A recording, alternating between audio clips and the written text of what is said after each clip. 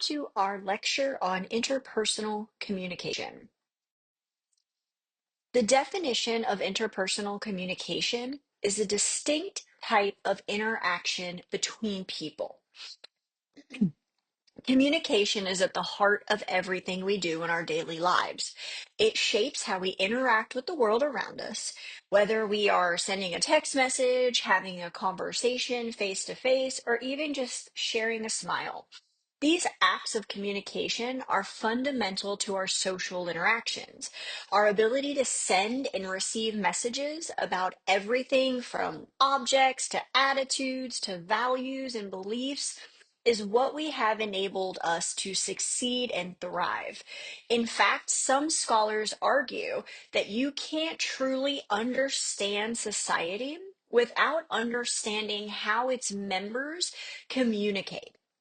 Communication isn't just about talking, it's about our ability to work together, to love, to reproduce, and ultimately to survive as well as flourish. It's the glue that holds us together as a community and in many ways defines our humanity. When it comes to understanding human communication, scholars have identified a few key components that shape our understanding.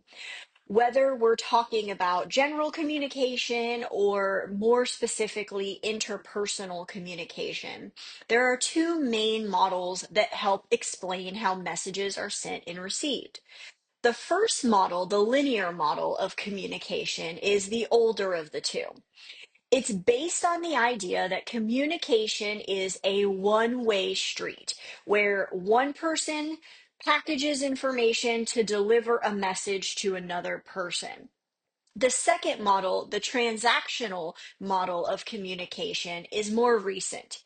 Its views of communication as sort of a dynamic process where both people are actively involved in creating meaning together. It's a two-way street versus the one-way street where both parties contribute to the exchange of messages. But there are things that can get in the way of clear communication. These things are known as noise. This could be physical noise like a loud lawnmower or music, a psychological noise like bias or stress, or even a physiological noise like being tired or hungry. There also is semantic noise, which is when you have trouble understanding words because of accents or the words have multiple meanings.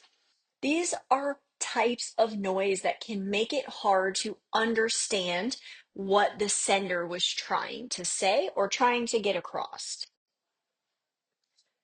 The linear model of communication is like when someone posts a video on YouTube or TikTok, never checks the comments or responds to the viewers. But if you follow any creator online, you'll see that most of them are actively engaged with their audience. They read comments, respond back to their feedback, and even interact with their viewers.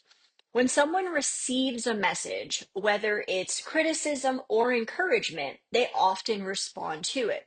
This back and forth interaction is a key part of online communication, making it more dynamic than just a one-way exchange. Instead of thinking as communication as a one person talking and the other person listening, it's more like a conversation where both parties are actively involved.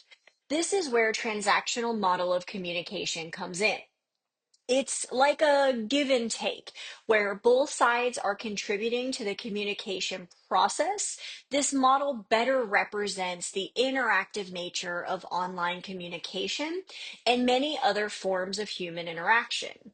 The transactional perspective on human communication shows how people are constantly sending and receiving messages during interactions, whether it's about a specific topic or just the overall vibe of the conversation. There's a continuous exchange happening.